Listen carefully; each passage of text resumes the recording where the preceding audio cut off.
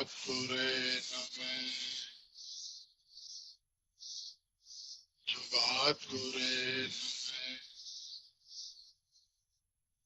सतगुरे नमः। श्री गुरुदेव नमः। चख मारना।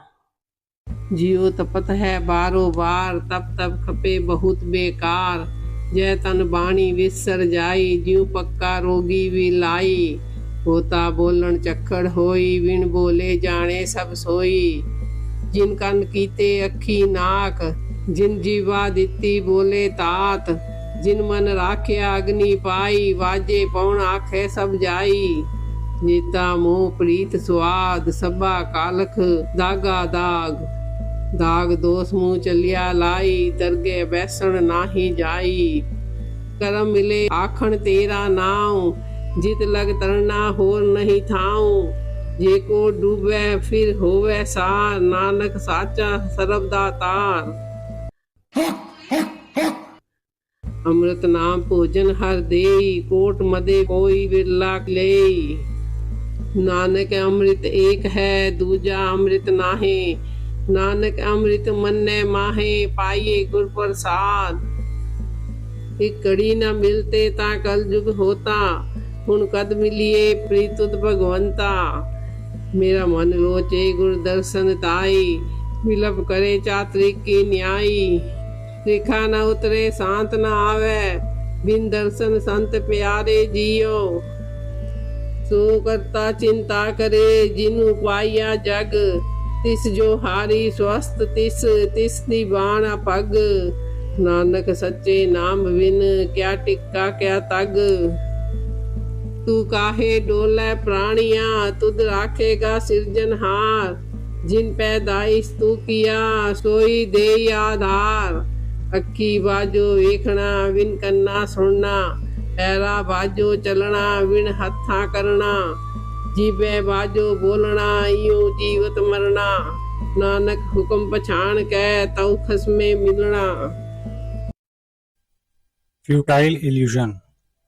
The Hindi idiom that gives this discourse its title, "Jhak Marna," means to flail at nothing, to labor, to talk, to gesture, and to have nothing whatever to show for it at the end.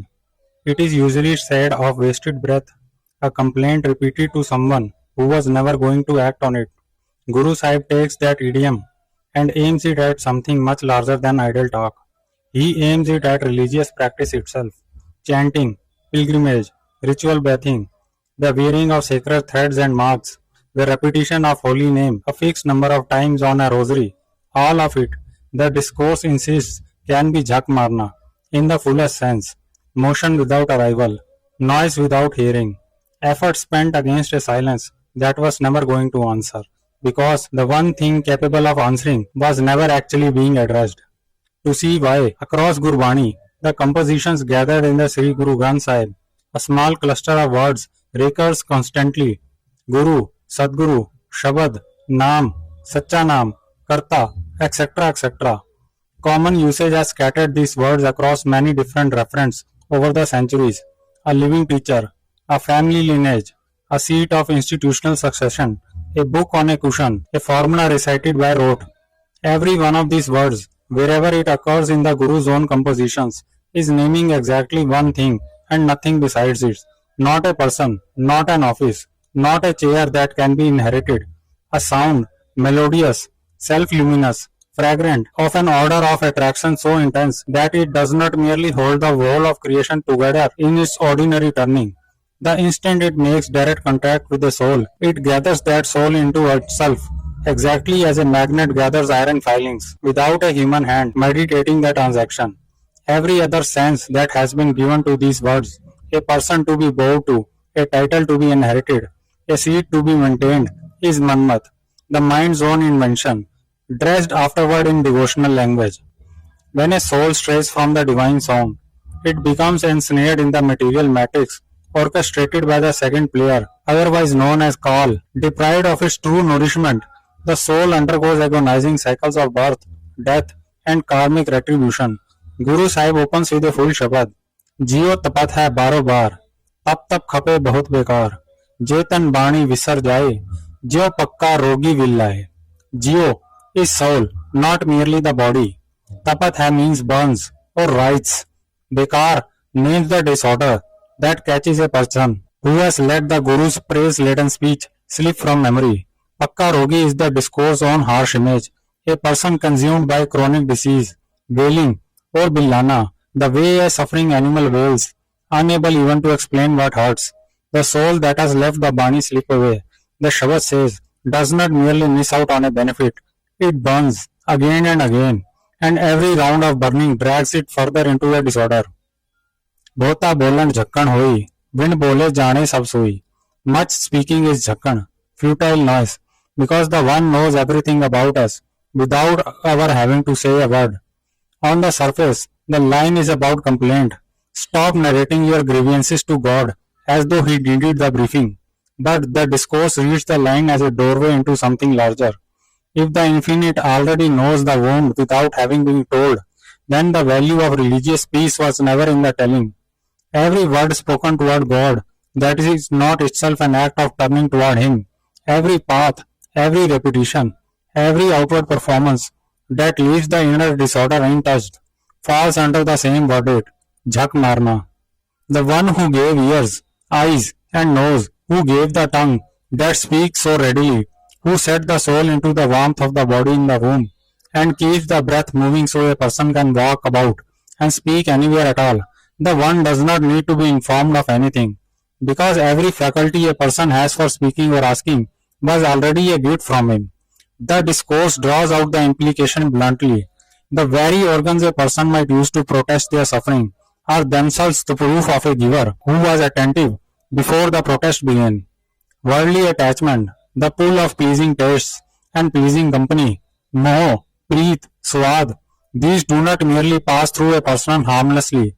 They leave soot, stain upon stain, on the mind, and a person carrying that stained face into the court finds there is no seat prepared for them there. It accumulates as a residue, and residue has weight. There is no other place to cling to for crossing over. Even a soul that sleeps and drowns is still, Guru Nanak says, helped by the True One, who is the giver to all. Naam is not a technique a person masters by effort or purchases through ritual. It is karam, received, given, granted, and nothing else can substitute for it. Not tilak, not thread, not lineage, not a human hand held out to bestow it. Naam is received by grace and by nothing else. No one, however impressively seated, however widely followed, can hand it out upon request. Amrit Naam, Pojan Hardai, Kot Made, Koi Virla Lai. The world is saturated with physical rituals, holy baths, outer dress, and ceremonial initiations. Yet Gurumat declares that without attuning to the inner luminous sound, all outer symbols are completely void of spiritual value. Physical water mixed with sugar in a bowl and distributed by human hands is not the eternal Amrit spoken of in Gurbani. God gives the food, that is Naam Amrit, a nourishment, the Shabad insists, not a message or an instruction, but an actual sustenance for the soul, the way grain sustains the body. Yet out of billions, only some rare one particular individual receives it, and only the one upon whom God's own glance of grace falls. Nanak अमृत एक है, दूजा अमृत ना. नानक अमृत मन में पाइए, गुर प्रसाद. There is one Amrit, and there is no second Amrit besides it. That Amrit is found within the mind itself, and it is found by the Guru's grace. If there is only one Amrit, and it is served solely by the grace falling upon a real soul from within, then any human figure who claims to stand at a table handing this nourishment out to a queue upon a schedule for a fee or a vow of allegiance is offering something other than what the Shabad describes. Either the Bani is wrong, that these foods come from grace alone, or the claim to dispense it upon demand is wrong. Bani is not wrong. Then whoever, it says, is presiding over the distribution of ready-made Amrit has at most set up a scam. The actual nourishment still comes from somewhere the table keeper does not control. If the nourishment is received rather than dispensed, what does the waiting for it feel like from the inside? मेरा मन लोचे गुर दर्शन ताई बिलप करे चात्रिक की न्यायी. My mind longs for the Guru's darshan, the Shabad says, and cries out the way the Chatrik, the pied cuckoo of Indian poetic tradition, sad to drink only rain falling directly from the sky and no other water, however plentiful, cries for the one drop it is fashioned to want and no other. My thirst does not lift, no peace comes without seeing the beloved. When even one moment passes without that meeting, it feels like an entire dark age has descended. What the soul bride is thirsting for is not a doctrine or an instruction, but a particular sound, one no substitute can answer. Exactly as no water but the falling rain answers the chatrik's thirst. A person can be surrounded on every side by other voices, other teachings, other consolations, and remain as unsatisfied as the bird surrounded by the rivers it will not drink from. Only the one sound the soul was made to recognize ends the thirst. सो करता चिंता करे जिन उपाया जग नानक सच्चे नाम बिन क्या टिक्का क्या तग. The creator who made the world also of his own nature cares for it. His court alone is unbroken. Without the true name, what use is the sacred forehead mark, and what use is the sacred thread? तू काहे डोले प्राणिया तुद राखेगा सिरजनहार.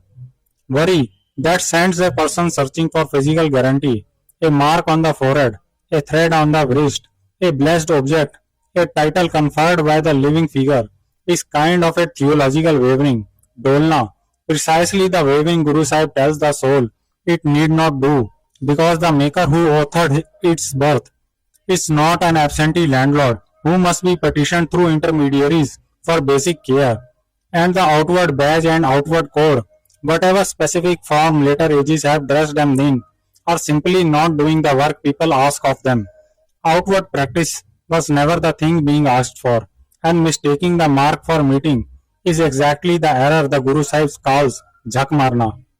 अक्खी बाजू वेखना बिन करना सुनना, para बाजू चलना बिन हत्था करना. To see without the eyes, to hear without the ears, to walk without the feet, to work without the hands, to speak without the tongue. This is what it means to die while yet alive. Only by recognizing Hukam is the meeting with the Master reached. Attentive awareness replacing the crude instrument of the eye. Reverent listening replacing the mechanical ear. Grace meets a particular kind of readiness, and that readiness is not built out of harder chanting or longer sitting, because the very organs being asked to do the sensing are exactly the wrong instrument for the task. The way a hand cannot grasp a scent, no matter how tightly it closes. What must change is not the intensity of outward performance, but the inward condition being brought into it. Jivat Marna, dying while alive, not the death of the body, but the death while still walking about in the world of ego's ordinary claim to be running the show. To escape the spiritual trap, one must understand the subtle forces operating within the human vessel. The soul or Atma has an off-white radiance infused with a subtle glowing light blue hue. It remains dominant only when lit by the light of the divine name or sound. The mind or man is composed of an extremely subtle fire element, glowing with a soft flame-colored reddish hue. The man or mind acts like a parasitic spirit or a ghost attached to the soul. It functions as an embedded agent for the second player or Kal. The second player or Kal has installed a subtle fire agent or man inside you to record your every thought, word and deed. This agent maintains complete access to your karmic balance. When an individual lives in deep falsehood, using deceit, slander, ego and greed, yet enjoys vast worldly luxuries such as flying in private jets, living in grand palaces, or dining from golden vessels, despite lacking the true merit to afford a simple bicycle. How does that happen? It occurs because the second player swipes your cosmic credit card, the accumulated spiritual merit earned through hard work and discipline in the past lives, to pay for your temporary material pleasures. For example, during a few seconds of sensual indulgence, immense vital energy or pran shakti is drained from your brain and body. The mind demands more, repeatedly swiping your card until your spiritual balance is completely depleted. Your body deteriorates and your life ends in spiritual bankruptcy. ज्यो ज्यो नामा हरगुण उचरे, भगत जना को देरा फिरे. Namdev was turned away from the temple's entrance because of the low status assigned to his community of cloth dyers. Namdev withdrew, sat behind the temple, and simply continued singing the Lord's praise. And the Shabad says, the more Namdev uttered Hari's glory, the more the temple itself turned, until it faced the devotee it had been built to exclude. The Guru Sahib's use of this story is precise. It does not credit Namdev with supernatural power of its own.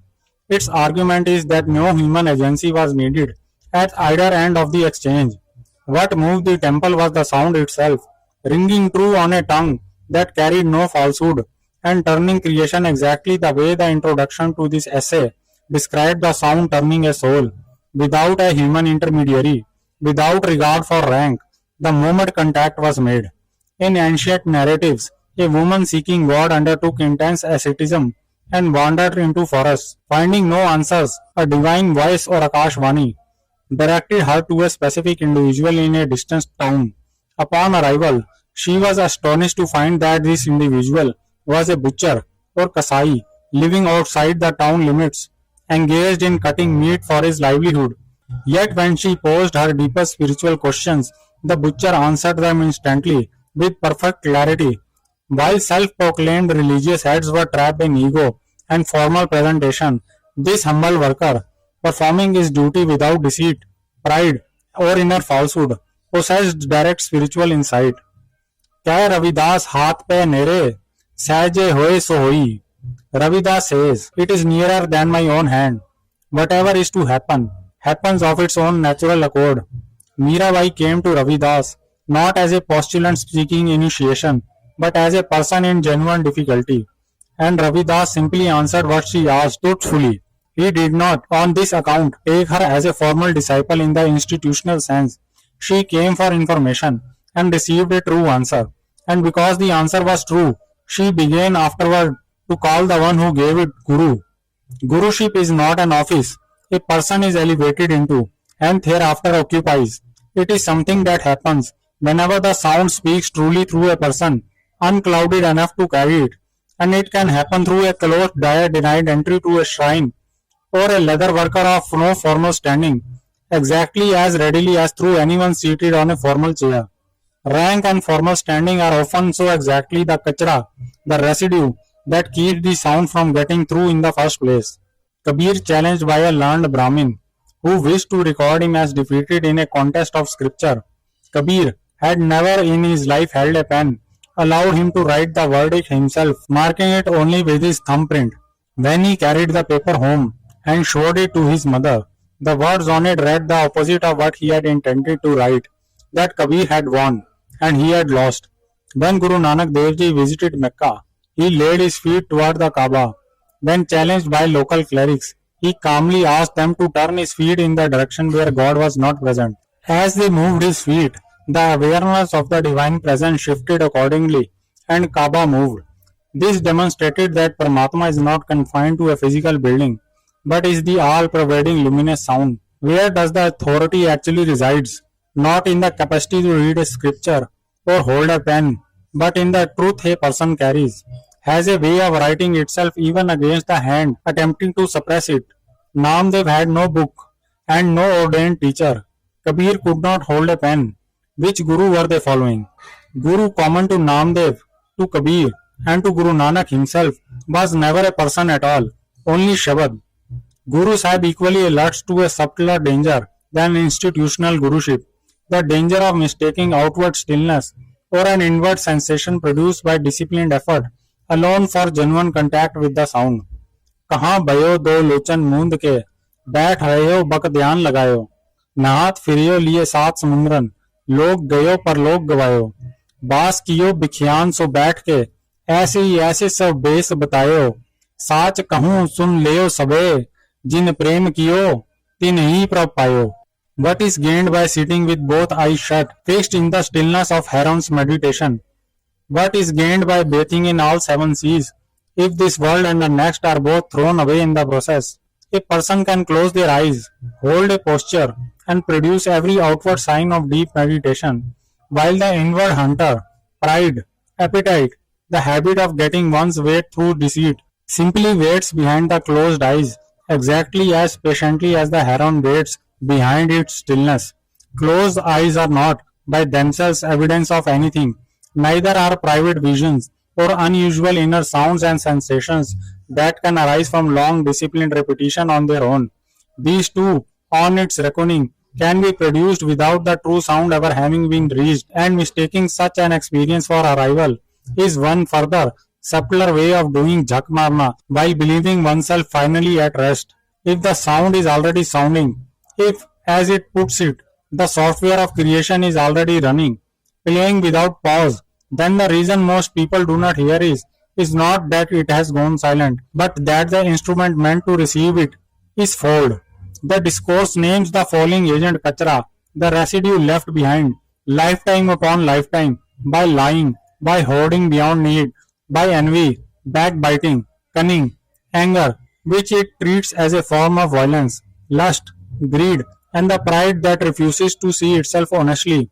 And it names the clearing of that residue by classic yogic framework of yam and niyam, the five restraints and five observances that together make 10 disciplines, insisting that no amount of eyes closed sitting substitutes for the unglamorous, years long work of actually becoming a truthful, non covetous, non violent, contented person in one's ordinary dealings, in speech, in business, in anger, in desire. Many attempt to jump directly into meditation, closing their eyes, counting beads, or chanting words like Vaheguru, Satnam, or Ram. Gurbani sternly criticizes this premature ritualism. Even a parrot can be taught to repeat Ram Ram. But vocal repetition without inner behavioral restructuring is pure waste. Jhak marna. Before the subtle human sound can be heard, the seeker must fulfill the 10 unwritten foundational pillars of yam, social restraint ethics, and niyam, personal purity disciplines. If your mind and senses are filled with envy, slander, deceit, anger, and excessive accumulation, no amount of closed eye meditation will yield results. You cannot clear centuries of accumulated spiritual filth overnight without cost. When you align with the path of strict truth, your past negative karmic debts will be cleared by being paid off directly upon your physical body. Negative karma must be settled, often manifesting as physical illness, such as severe diseases or afflictions, or sudden worldly obstacles. Only when this karmic debt is fully discharged through disciplined endurance and adherence to yam niyam will your internal vessel become clean enough for the luminous sound to resonate within you. The discourse is unsentimental about the time scale involved. It refuses to promise that this clearing happens in one's lifetime or 10. It says plainly that this is not the seeker's business to calculate. What it insists upon is the direction rather than the deadline. A person who has become, in its own phrase, the ashik, the true lover of this truth, will be walked with across however many lifetimes it takes. The name is given by the grace to the one who has turned that way, not measured out to the one who has merely completed a ritual quota. And it is equally unsentimental about what happens to a person who skips this step and goes straight to Jap, Tap and Simran. Not that nothing happens, but whatever happens is pakhand, hollow show, precisely the jhak marna, because the practice was aimed correctly at one true target, but the receiver aimed at it was never cleared enough to register the signal. When Guru Nanak himself uses the word Guru and Sadguru throughout his own compositions, he is not laying institutional groundwork for a chair to be inherited by named successors or for shrines to be built and administered in his family's or his community's name.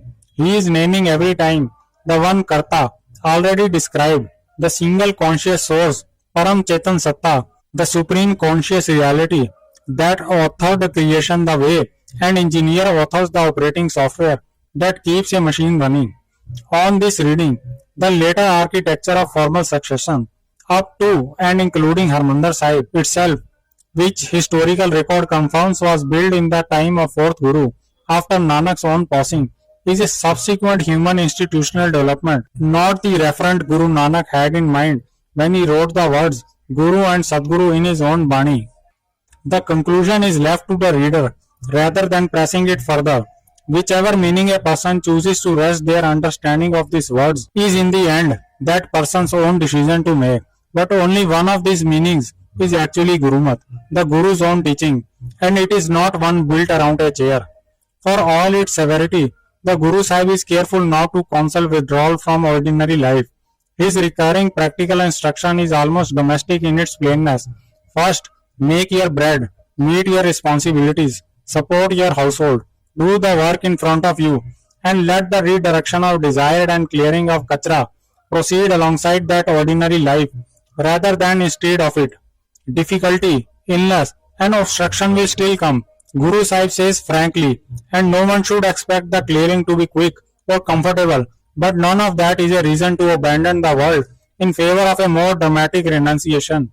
Since the whole argument has already shown that dramatic renunciation, performed with eyes closed and fold instrument behind them, is no closer to the sound than an ordinary householder's life honestly lived. What matters is not the setting in which the 10 disciplines are practiced, but that they are actually practiced steadily inside whatever setting a person's life has given them. The message of Guru Sahib is uncompromisingly direct, clear, and urgent. The entire universe is governed by two forces, the supreme luminous creator or Paramatma, Satguru, Satchanam, and the deceptive architect of the material illusion, Kal or second player. The second player has established an extensive marketplace of physical sects, commercialized religious seats, formal rituals, outer initiations, and vocal chantings to keep the soul distracted.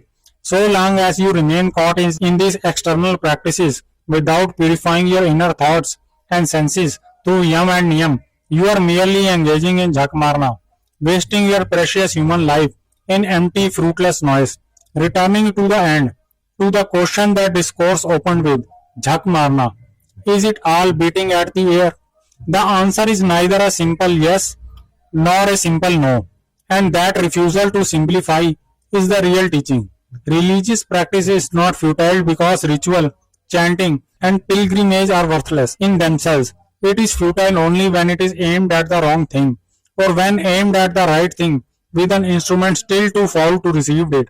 Guru, Sadguru, Shabad, Naam, and Sacha Naam, wherever Gurbani uses them, are one and the same reality, not a person, not a chair, not a lineage, but a melodious, self-luminous, fragrant sound whose pull first holds the whole of creation in, and then, the instant it touches a purified soul directly, draws that soul home exactly as a magnet gathers iron.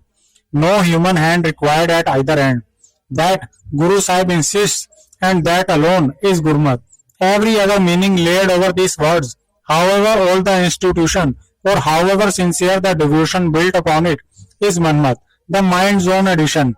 What follows from that is not despair, but a very plain instruction, restated one last time, not more talk, not more outward performance, but the tenfold, yam niyam, patient, unglamorous clearing of the instrument, truthfulness, restraint, and the giving up of envy, and hoarding, and anger, and lust, so that the sound already playing, which was never silent and never needed to be summoned, finally has a clear enough channel to be heard. Everything the Guru Sahib has traced converges upon this single practical point. The Guru was never absent, the sound was never quiet. What was missing was never on the other end of the line. When the accumulated filth of lifetimes is wiped clean through practical truthfulness, you will no longer need to shout, complain, or engage in outer rituals. The irresistible magnetic pull of the divine luminous sound will automatically draw your soul back into its eternal origin, freeing you forever from the painful cycles of birth and death. साथ संगत जी, यदि कुछ जरा सा भी कम रह गया अथवा बढ़ गया है तो हम दोनों हाथ जोड़कर नतमस्तक आपसे क्षमा प्रार्थी हैं। अतः कृपया क्षमा प्रदान करें और बख्शने की कृपालता करें। धन्यवाद।